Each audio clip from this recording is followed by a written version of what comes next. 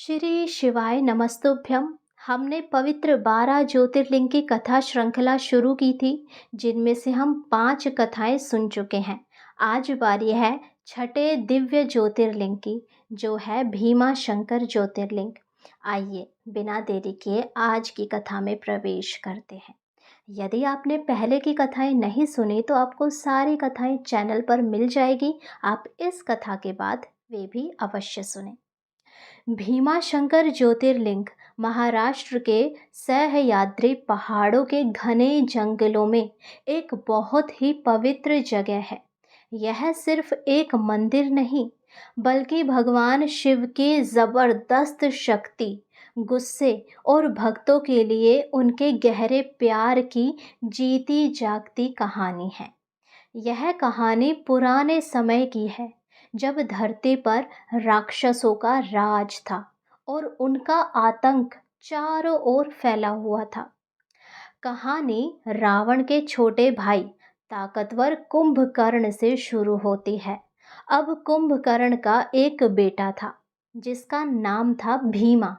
भीमा का दुर्भाग्य यह था कि वह अपने पिता की मौत के बाद पैदा हुआ।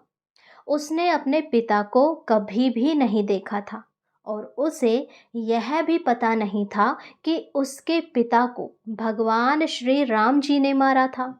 जब भीमा बड़ा हुआ तो उसकी माँ ने उसे अपने पिता की मौत की सच्चाई बताई। यह सच्चाई सुनकर भीमा के दिल में बदले की आग जल उठी। वह गुस्से और बदले लेने की भावना से भर गया। उसे लगने लगा कि उसके पिता की मौत के पीछे देवताओं और इंसानों का हाथ था। अब इंसान क्यों? क्योंकि वे तो राक्षस योनि के थे। इसीलिए अपने पिता के अपमान का बदला लेने और अजय बनने के लिए भीमा ने कड़ी तपस्या की। वह गहरे जंगल में जाकर सालों तक भगवान ब्रह्मा की पूजा करता रहा। उसकी तपस्या इतनी जोरदार थी कि तीनों लोग कांप उठे। आखिर में भगवान ब्रह्मा जी उसकी तपस्या से खुश हुए और उसे वरदान मांगने को कहा। भीमा ने बिना सोचे समझे वरदान मांगा, हे भगवान, मुझे ऐसा वरदान दीजिए कि मुझे कोई भी देवता, राक्षस या इंसान हरा ना सके। मैं तीनों लोकों में अजय हो जाऊं। अब ब्रह्मा जी ने भी उसे तथास्तु कह दिया और उसे अजय होने का वरदान मिल गया। इस वरदान ने भीमा के अंदर घमंड का एक बड़ा पेड़ लगा दिया। वह अब खुद को तीनों लोकों में सबसे ताकतवर मानने लगा। वरदान मिलते ही भीमा का आतंक धरती पर फैल गया। उसने देवताओं, साधु संतों और आम लोगों पर बहुत जुल्म करना शुरू कर दिया। उसकी क्रूरता की कोई हद ही नहीं थी। उसने राज्यों पर हमला किया, बेकसूर लोगों को बंदी बनाया और उन्हें सताया। साधु संतों के आश्रम भी तोड़े, पूजा पाठ और धार्मिक कामों में रुकावट डाली। यहाँ तक कि उसने कई देवताओं को भी बंदी बना लिया और उन्हें अपने गुलाम बना लिया। धरती पर हर जगह हाहाकार मच गया। हर जगह भीमा के नाम का डर था। कोई भी उसके सामने खड़े होने की हिम्मत नहीं कर पा रहा था। इन्हीं मुश्किल समय में कामरूप के एक अच्छे और शिवभक्त राजा थे, राजा सुदक्षिण। भीमा ने राजा सुदक्षिण पर भी हमला किया और उन्हें बंदी बनाकर अपनी जेल में डाल दिया। अब जेल में भी राजा सुदक्षिण ने भगवान शिव पर अपनी आस्था नहीं छोड़ी। वे रोज मिट्टी का एक शिवलिंग बनाते और उसी की पूजा करते।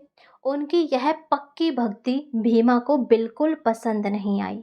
उसे लगा कि यह राजा उसके सामने झुकने के बजाय अपने भगवान की पूजा कर रहा है।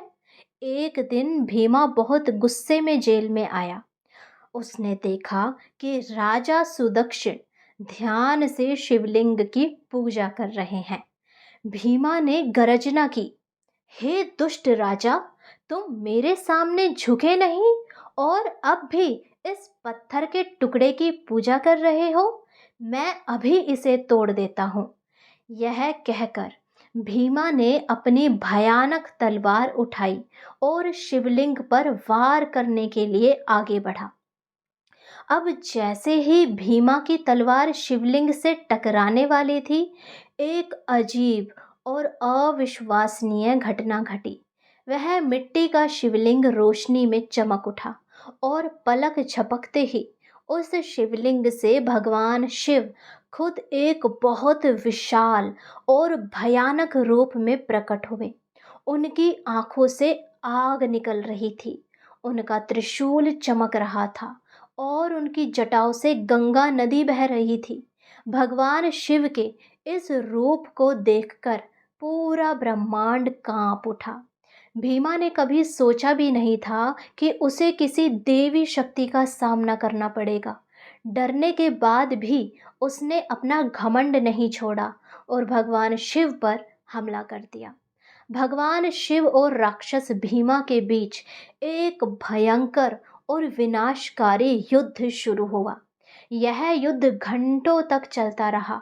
पहाड़ हिल गए, नदियां सूख गई और आकाश में बिजली कड़कने लगी। आखिर में भगवान शिव ने अपने त्रिशूल से भीमा का वध कर दिया। भीमा का शरीर धरती पर गिरा और उसके आतंक का अंत हुआ। भीमा के मरने से तीनों लोकों में शांति और खुशी फैल गई। सभी देवता, साधु संत और इंसान भगवान शिव के पास आए और उनकी स्तुति करने लगे। उन्होंने भगवान शिव को धन्यवाद दिया और उन्होंने भीमा के जुल्मों से मुक्ति दिलाई। सभी ने मिलकर भगवान शिव से प्रार्थना की, हे महादेव, आपने इस जगह पर आकर हमें इस राक्षस से बचाया है। हम आपसे विनती करते हैं कि आप इसी जगह पर ज्योतिर्लिंग के रूप में हमेशा के लिए विराजमान हो जाएं।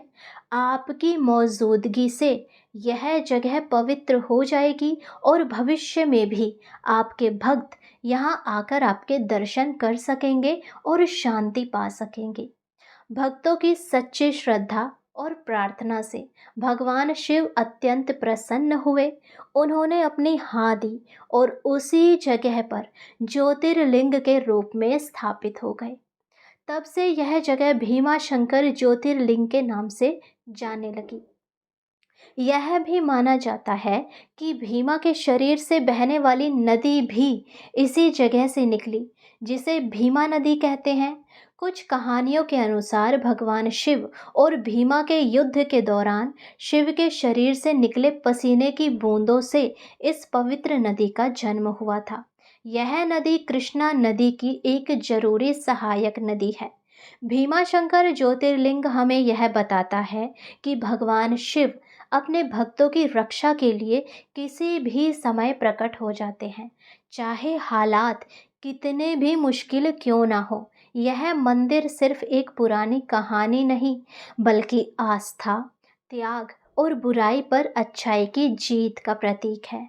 आज भी लाखों भक्त यहाँ आकर भगवान शिव का आशीर्वाद लेते हैं और अपने जीवन को धन्य करते हैं।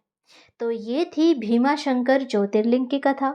यदि आपको ये कथा पसंद आई हो तो चैनल को सब्सक्राइब करें, वीडियो को लाइक करें और ऐसी ही सरल हिंदी भाषा में कथा कहानियाँ सुनने के लिए हमारे चैनल को सब्सक्राइब ज़रूर करें। हर हर महादेव, जय शिव शंभू।